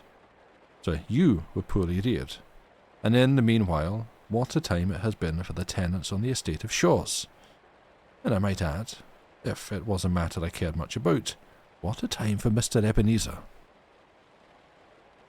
And yet that is certainly the strange part of all, said I, that a man's nature should thus change. True, said Mr. Rankilow, and yet I imagine it was natural enough. You cannot think that he played a handsome part. Those who knew the story gave him the cold shoulder, and those who knew it not, seeing one brother disappear and the other succeed in the estate, used a cry of murder, so that upon all sides he found himself invited. Money was all he got by his bargain. Well, he came to think no more of money. He was selfish when he was young, he is selfish now that he is old, and the latter end of all these pretty manners and fine feelings you have seen for yourself. Well, sir, said I, and in all this, what is my position? The estate is yours beyond a doubt, replied the lawyer. It matters nothing what your father signs, you are the heir of entail. But your uncle is a man to fight the indefensible, and it would be likely your identity that he would call in question. A lawsuit is always expensive, and a family lawsuit always scandalous. Besides which, if any of your doings with your friend Mr. Thompson were to come out, we might find that we had burned our fingers. The kidnapping, to be sure, would be a court card upon our side if we could only prove it, but it may be difficult to prove. And my advice, upon the whole, is to make a very easy bargain with your uncle, perhaps even leaving him at Shaw's where he has taken root for a quarter of a century, and contenting yourself, in the meanwhile, with a fair provision.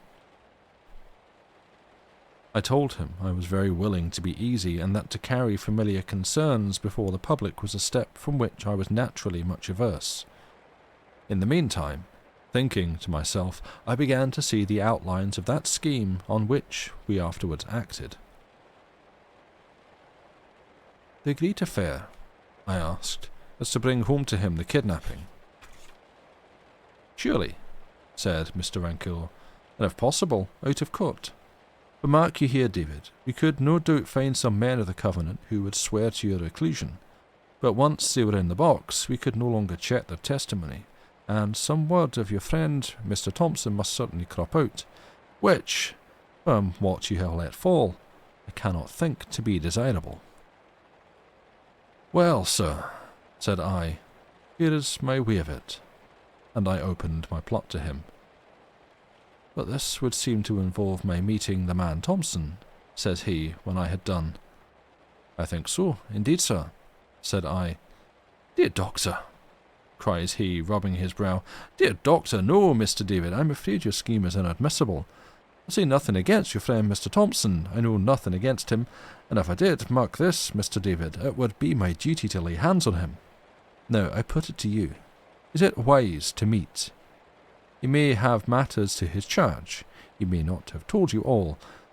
His name may not even be Thompson, cries the lawyer, twinkling, for some of these fellows will pick up names by the roadside as another would gather haws. You must be the judge, sir, said I. But it was clear my plan had taken hold upon his fancy, for he kept musing to himself till we were called to dinner in the company of Mrs. Rankilow. And that lady had scarce left us again to ourselves and a bottle of wine, ere he was back harping on my proposal. When and where was I to meet my friend Mr. Thompson? Was I sure of Mr. T.'s discretion? Supposing we could catch the old fox tripping, would I consent to such and such a term of an agreement? These and the like questions he kept asking at long intervals while he thoughtfully rolled his wine upon his tongue. When I had answered all of them, seemingly to his contentment, he fell into a still deeper muse, even the claret being now forgotten. Then he got a sheet of paper and a pencil, and set to work writing and weighing every word, and at last touched a bell and had his clerk into the chamber. "Torrance," said he, "you must have this written out fair against tonight. And when it is done, will you be so kind as to put on your hat and be ready to come along with this gentleman and me, for you will probably be wanted as a witness." "What, sir?" cried I as soon as the clerk was gone. "Are you to venture it?" "Why, so it would appear," says he, filling his glass. "But let us speak no more of business. The very sight of Torrance brings into my head a little droll matter of some years ago, when I had made a tryst with the poor oaf at the Cross of Edinburgh. Each had gone his proper errand, and when it came to 4 o'clock, Torrance had been taking a glass and did not know his master, and I, who had forgotten my spectacles, was so blind without them that I give you my word I did not know my own clerk." And thereupon he laughed heartily. I said it was an odd chance, and smiled out of politeness, but what held me all the afternoon in wonder, he kept returning and dwelling on his story, and telling it again with fresh details and laughter, so that I began at last to be quite put out of countenance and feel ashamed for my friend's folly. Towards the time I had appointed with Alan, we set out from the house, Mr. Rankeillor and I, arm in arm, and Torrance following behind with the deed in his pocket and a covered basket in his hand. All through the town the lawyer was bowing right and left, and continually being buttonholed by gentlemen on matters of burgh or private business, and I could see he was one greatly looked up to in the county. At last we were clear of the houses, and began to go along the side of the haven and towards the Hawes Inn and the ferry pier, the scene of my misfortune. I could not look upon the place without emotion, recalling how many that had been there with me that day were now no more. Ransom taken, I could hope, from the evil to come. Truan passed where I dared not follow him, and the poor souls that had gone down with the brig in her last plunge. All these, and the brig herself, I had outlived, and come through these hardships and fearful perils without scathe. My only thought should have been of gratitude, and yet I could not behold the place without sorrow for others and a chill of recollected fear. I was so thinking when, upon a sudden, Mr. Rankeillor cried out, clapped his hands to his pockets, and began to laugh. "Why," he cries, "if this be not a farcical adventure, after all that I said, I forgot my glasses." At that, of course, I understood the purpose of his anecdote, and knew that if he had left his spectacles at home, it had been done on purpose, so that he might have the benefit of Alan's help without the awkwardness of recognizing him. And indeed, it was well thought upon. For now, suppose things to go the very worst, how could Rankeillor swear to my friend's identity, or how be made to bear damaging evidence against myself?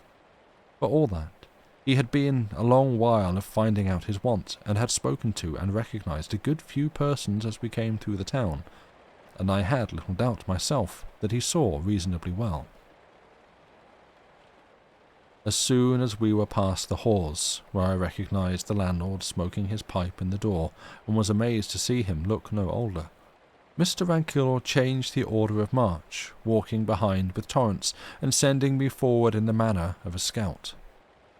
I went up the hill, whistling from time to time my Gaelic air, and at length I had the pleasure to hear it answered, and to see Alan rise from behind a bush. He was somewhat dashed in spirits, having passed a long day alone, skulking in the county, and made but a poor meal in an alehouse near Dundas. But at the mere sight of my clothes he began to brighten up, and as soon as I had told him in what a forward state our matters were, and the part I looked to him to play in what remained, he sprang into a new man. "And that is a very good notion of yours," says he, "and I dare to say that you could lay your hands upon no better man to put it through than Alan Breck. There's not a thing, mark ye, that anyone could do, but takes a gentleman of penetration. But that sticks in my head your lawyer man will be somewhat wearying to see me," says Alan. Accordingly I cried and waved on Mr. Rankeillor, who came up alone and was presented to my friend, Mr. Thompson. "Mr. Thompson, I am pleased to meet you," said he. but I've forgotten my glasses, and our friend, Mr. David here," clapping me on the shoulder, "will tell you that I am little better than blind, and that you must not be surprised if I pass you by tomorrow." This he said, thinking that Alan would be pleased, but the Highlandman's vanity was ready to startle at a less matter than that. "Why, sir," says he stiffly, "I would say it matter the less as we are met here for a particular end, to see justice done to Mr. Balfour, and by what I can see, not very much likely to have much else in common. But I accept your apology, which was a very proper one to make." "And that is more than I could look for, Mr. Thompson," said Rankilaw heartily. "And now, as you and I are the chief actors in this enterprise, I think we should come to a nice agreement, to which end I propose that you should lend me your arm, for, what with the dusk and the want of my glasses, I'm not very clear as to the path. And as for you, Mr. David, you will find Torrance a pleasant kind of body to speak with. Only let me remind you, it's quite needless he should hear more of your adventures, or those of, Mr. Thompson." Accordingly, these two went on ahead in very close talk, and Torrance and I brought up the rear. Night was quite come when we came in view of the house of Shaw's. 10 had been gone some time. It was dark and mild, with a pleasant rustling wind in the southwest that covered the sound of our approach. And as we drew near, we saw no glimmer of light in any portion of the building. It seemed my uncle was already in bed, which was indeed the best thing for our arrangements. We made our last whispered consultations some 50 yards away, and then the lawyer and Torrance and I crept quietly up and crouched down beside the corner of the house, and as soon as we were in our places, Alan strode to the door without concealment and began to knock. Chapter 29. I Come into My Kingdom. For some time, Alan volleyed upon the door, and his knocking only roused the echoes of the house and neighbourhood. At last, however, I could hear the noise of a window gently thrust up, and knew that my uncle had come to his observatory. By what light there was, he would see Alan standing, like a dark shadow, on the steps. The 3 witnesses were hidden quite out of his view, so that there was nothing to alarm an honest man in his own house. For all that, he studied his visitor a while in silence, and when he spoke, his voice had a quaver of misgiving. "What's this?" says he. "As is nae kind of time of night for decent folk, and I've nae trokings with night hawks. What brings you here?" "I have a blunderbuss." "Is that yourself, Mr. Balfour?" returned Alan, stepping back and looking up into the darkness. "Have a care of that blunderbuss, and nasty things to bust." "What brings you here? And where are you?" says my uncle, angrily. "I have no manner of inclination to rout out my name to the countryside," said Alan. "But what brings me here is another story, being more of your affairs than mine, and if you're sure it's what you would like, I'll set it to a tune and sing it to you." "And what is it?" asked my uncle. "David," says Alan. "What was that?" cried my uncle in a mighty changed voice. "Shall I give you the rest of the name then?" said Alan. There was a pause, and then, "I'm thinking I'll better let you in," says my uncle doubtfully. "I dare say that," said Alan. "But the point is, would I go? Now, I will tell you what I'm thinking. I'm thinking that it is here upon this doorstep that we must confer upon this business, and that shall be here or nowhere at all whatever. But I would have you to understand that I'm as stiff-necked as yourself, and a gentleman of better family." This change of note disconcerted Ebenezer. He was a little while digesting it, and then he says, "Well, what must be must," and shut the window. But it took him a long time to get downstairs, and a still longer to undo the fastenings, repenting, I dare say, and taken with fresh claps of fear at every second step and every bolt and bar. At last, however, we heard the creak of the hinges, and it seems my uncle slipped gingerly out, and, seeing that Alan had stepped back a pace or two, sat him down on the top doorstep with the blunderbuss ready in his hands. "And now," says he, "mind I have my blunderbuss, and if you take a step nearer, you're as good as dead." "And a very civil speech," says Alan, "to be sure." "Ah," says my uncle, "this is no very chancy kind of a proceeding, and I'm bound to be prepared. And now that we understand each other, I can name your business." "Why," says Alan, "that you are a man of so much understanding will doubtless have perceived that I am a Highland gentleman. My name is nae business in my story, but the country of my friends is no very far from the Isle of Mull, of which you will have heard. It seems there was a ship lost on those parts, and the next day a gentleman of my family was seeking wreckwood for his fire along the sands, when he came upon a lad that was half drowned.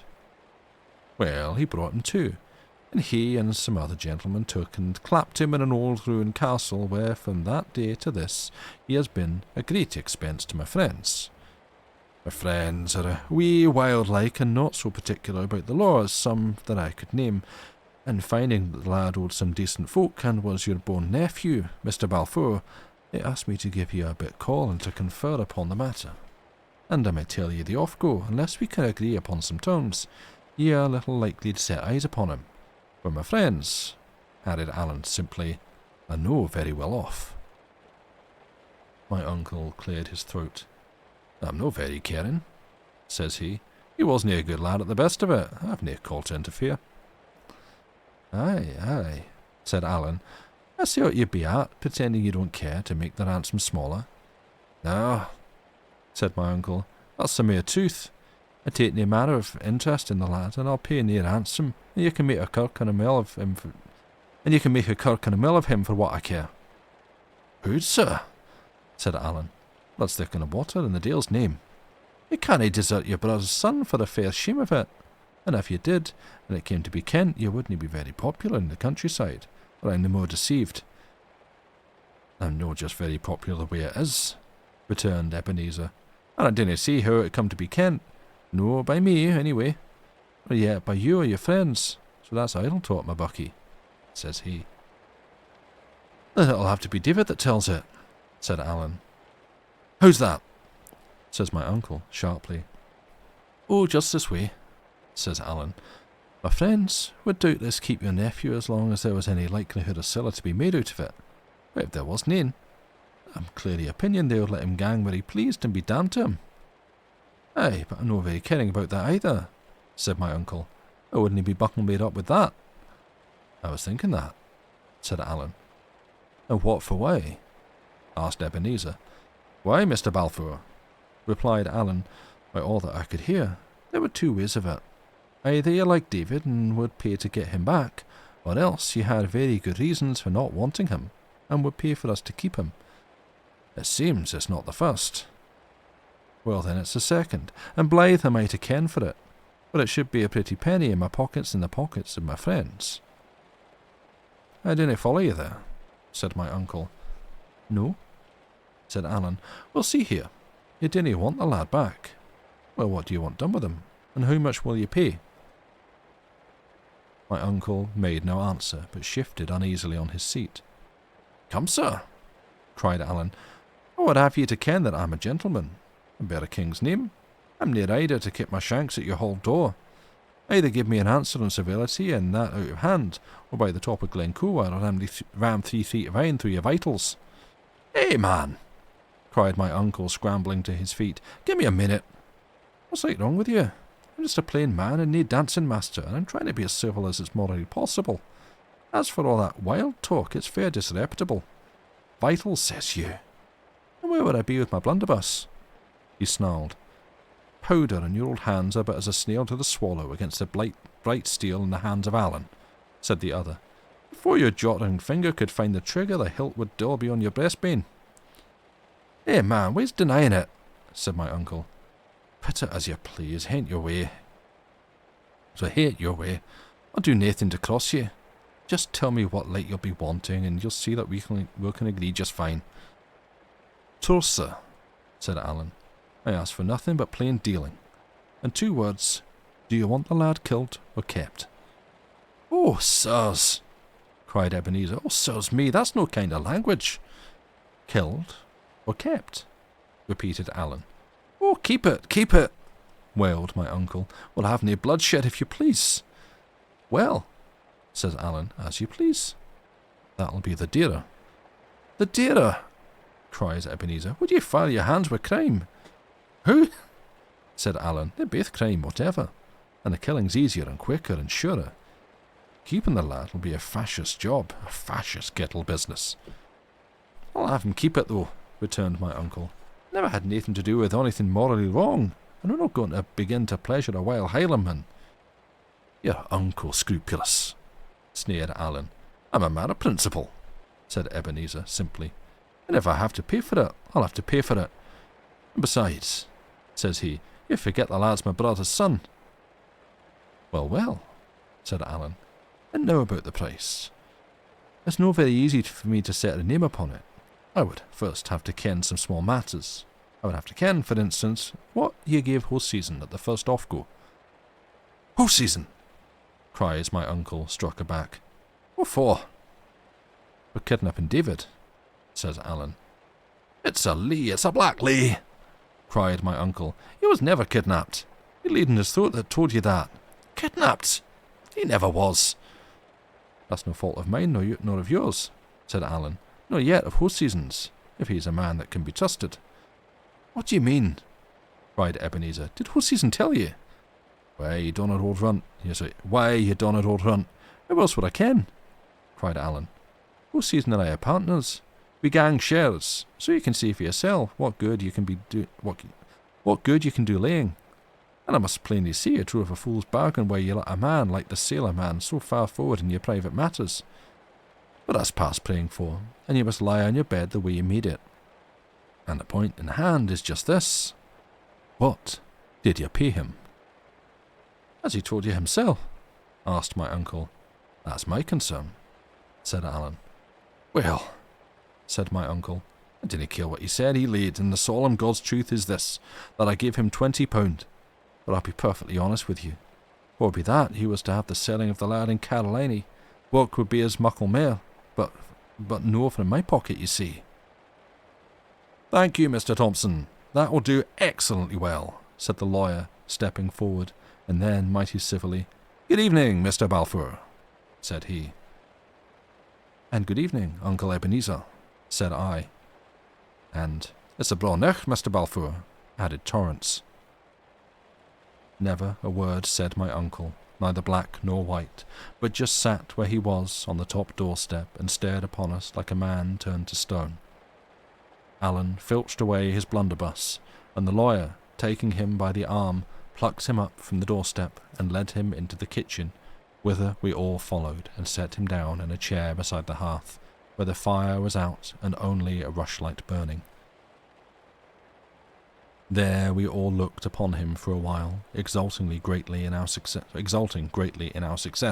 but yet with a sort of pity for the man's shame. Come, Mr. Ebenezer, said the lawyer, you must not be downhearted, for I promise you we shall make easy terms. In the meanwhile, give us the cellar keys, and Torrance shall draw us a bottle of your father's wine in honour of the event. Then, turning to me and taking me by the hand, Mr. David, says he, I wish you all joy in your good fortune, which I believe to be deserved.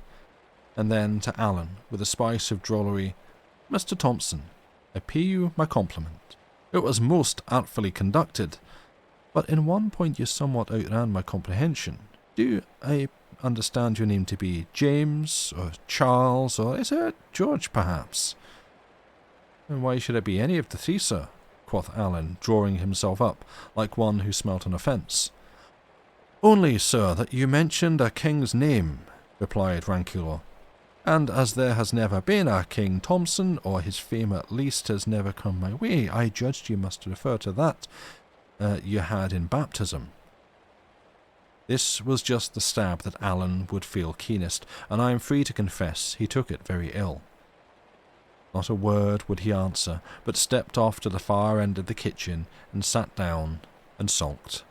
And it was not till I stepped after him and gave him my hand and thanked him by title as the chief spring of my success that he began to smile a bit and was at last prevailed upon to join our party.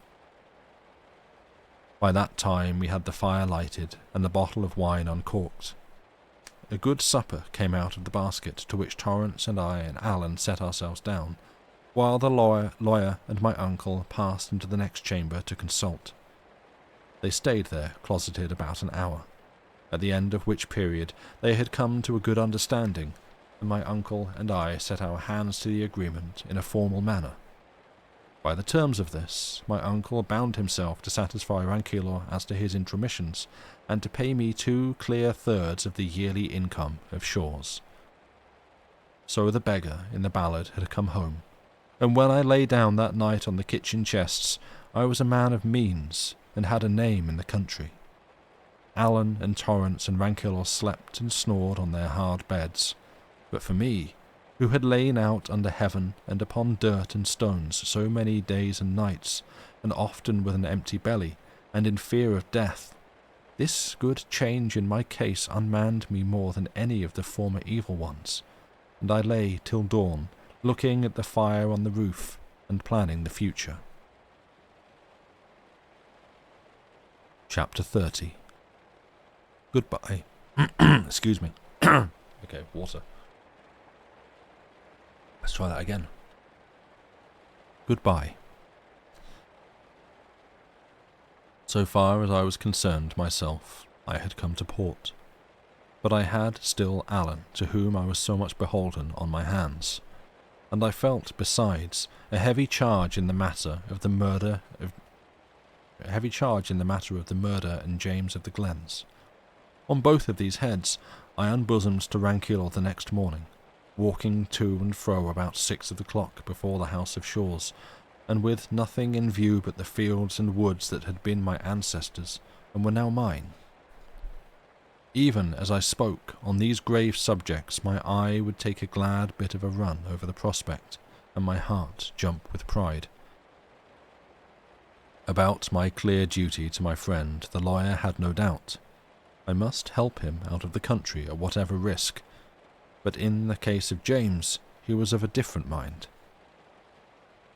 Mr. Thompson, says he, is one thing, Mr. Thompson's kinsman quite another. I know little of the facts, but I gather that a great noble, whom we will call, if you like, the D of A, has some concern, and is even supposed to feel some animosity in the matter. The D of A is doubtless an excellent nobleman, but, Mr. David, timeo qui non quere Deus. If you interfere to balk his vengeance, you should remember there is one way to shut your testimony out, and that is to put you in the dock. There, you would be in the same pickle as Mr. Thompson's kinsman. You will object that you are innocent. Well, so is he. But to be tried for your life before a Highland jury, on a Highland quarrel with a Highland judge upon the bench, would be a brief transition to the gallows. Now I had made all these reasonings before and found no very good reply to them, so I put on all the simplicity I could. In that case, sir, said I would just have to be hanged, would I not? My dear boy, cries he, go in God's name, and do what you think is right. It is a poor thought that at my time of life I should be advising you to choose the safe and shameful, and I take it back with an apology. Go and do your duty, and be hanged if you must, like a gentleman. There are worse things in the world than to be hanged. Not many, sir, said I, smiling. Why, yes, sir, he cried, very many, and it would be 10 times better for your uncle to go no further afield if he were dangling decently upon a gibbet. Thereupon he turned into the house, still in a great fervour of mind, so that I saw I had pleased him heartily, and there he wrote me 2 letters, making his comments on them as he wrote. This, says he, is Timmer Bankers, the British Linen Company, placing a credit in your name. Consult Mr. Thompson, you will know of ways, and you, with this credit, can supply the means. I trust you will be a good husband of your money, but in the affair of a friend like Mr. Thompson, I would be even prodigal. Then, for his kinsman, there is no better way than that you should seek the advocate. Tell him your tale, and offer testimony. Whether he may take it or not is quite another matter, and will turn on the D of A. Now that you may reach the Lord Advocate well recommended, I give you here a letter to a namesake of your own, a learned Mr. Balfour of Pilrig, a man whom I esteem. It will look better that you should be presented by one of your own name, and the Laird of Pilrig is much looked up to in the faculty, and stands well with Lord Advocate Grant. I would not trouble him, if I were you, with any particulars. And, do you know, I think it would be needless to refer to Mr. Thompson. Form yourself upon the Laird, he is a good model. When you deal with the Advocate, be discreet, and in all these matters, may the Lord guide you, Mr. David. Thereupon he took his farewell, and set out with Torrance for the ferry, while Alan and I turned our faces for the city of Edinburgh. As we went by the footpath and beside the gateposts and the unfinished lodge, we kept looking back at the house of my fathers. It stood there, bare and great and smokeless, like a place not lived in. Only in one of the top windows there was the peak of a nightcap bobbing up and down and back and forward, like the head of a rabbit from a burrow. I had little welcome when I came, and less kindness while I stayed, but at least I was watched as I went away. Alan and I went slowly forward upon our way, having little heart either to walk or speak. The same thought was uppermost in both, that we were near the time of our parting, and remembrance of all the bygone days sat upon us sorely. We talked, indeed, of what should be done, and it was resolved that Alan should keep to the county, biding now here and there, but coming once in the day to a particular place where I might be able to communicate with him, either in my own person or by messenger. In the meanwhile, I was to seek out a lawyer, who was an Appin Stewart, and a man therefore to be wholly trusted, and it should be his part to find a ship and to arrange for Alan's safe embarkation.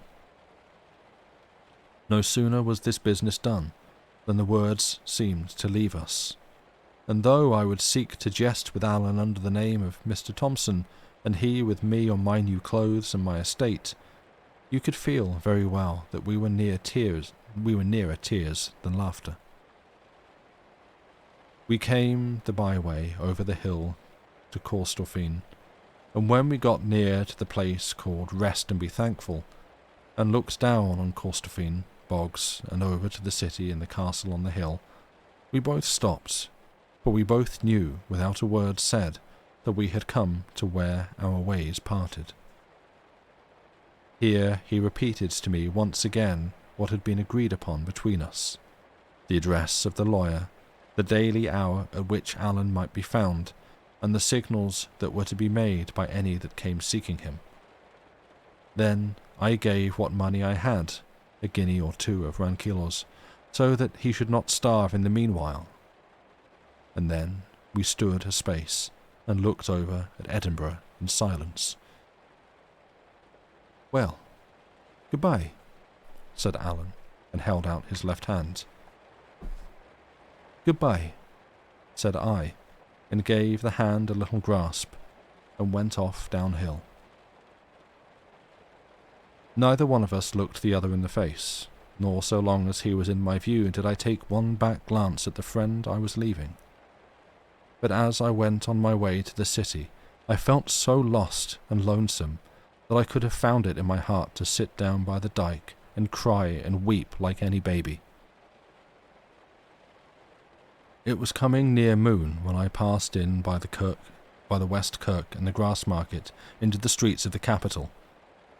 The huge height of the buildings, running up to 10 and 15 stories, the narrow arched entries that continually vomited passengers, the wares of the merchants in their windows, the hubbub and endless stir, the foul smells and the fine clothes, and 100 other particulars too small to mention, struck me into a kind of stupor of surprise, so that I let the crowd carry me to and fro.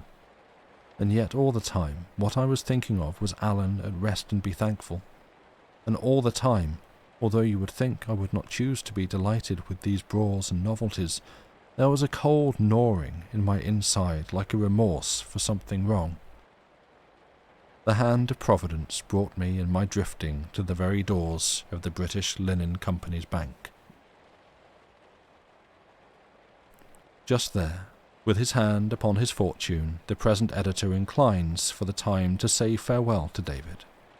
How Alan escaped, and what was done about the murder, with a variety of other delectable particulars, may be some day set forth. That is a thing, however, that hinges on the public fancy. The editor has a great kindness for both Alan and David, and would gladly spend much of his life in their society, but in this he may find himself to stand alone, in the fear of which, and lest any one should complain of scurvy usage, he hastens to protest that all went well with both, in the limited and human sense of the word well, that whatever befell them, it was not dishonour, and whatever failed them, they were not found wanting to themselves. The end. Thank you for listening.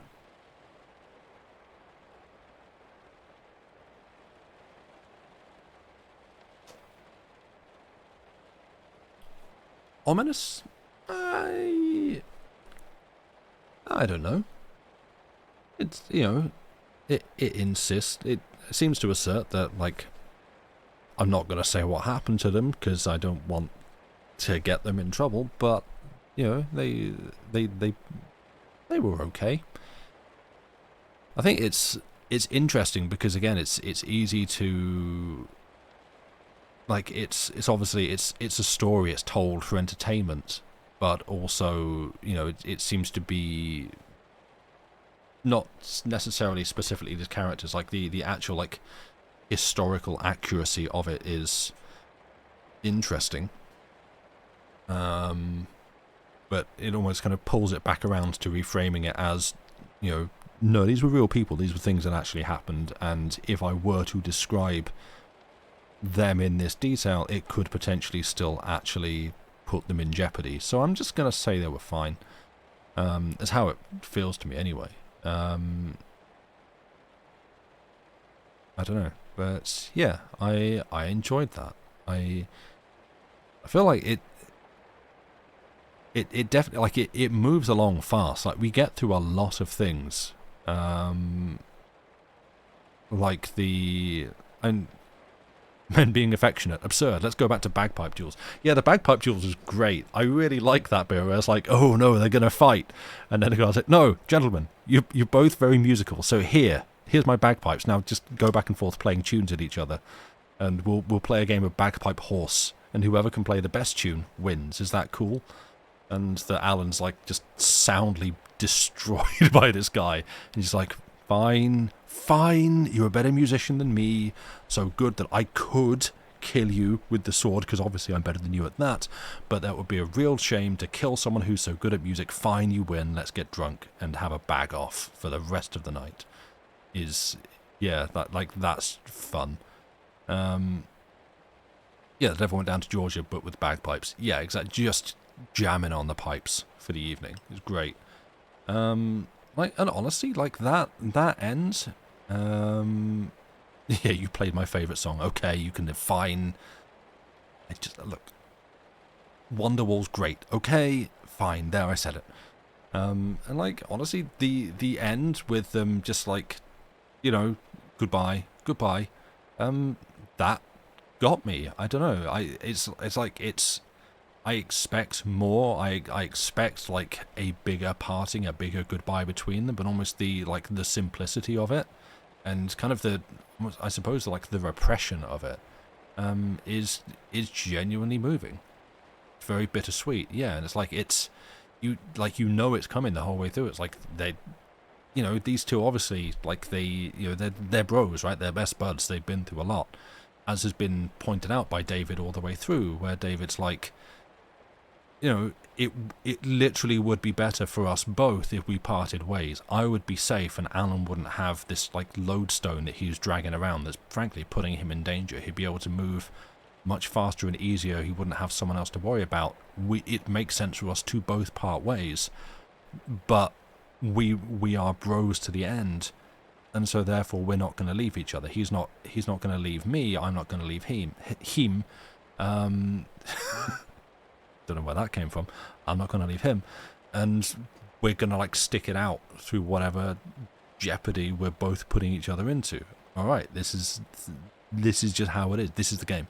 And so, yeah, for them to kind of finally actually have to part ways and it just be like, okay, goodbye, is, yeah, it's sad. It's moving. You might have half slept after the break. No worries. I mean, I was sleeping before the stream. All good. But yeah, I enjoyed that. That was good. Yeah, I'm trying to think what other things. It means I can finally put down the Scottish accent, which I've gone on about it enough. I am conscious that it's like slipping all over. Like I'm encompassing the entire of Scotland when I do this. It's going all over the place. You're getting like a verbal tour of the Scottish Highlands. It's fab. Well, thank you.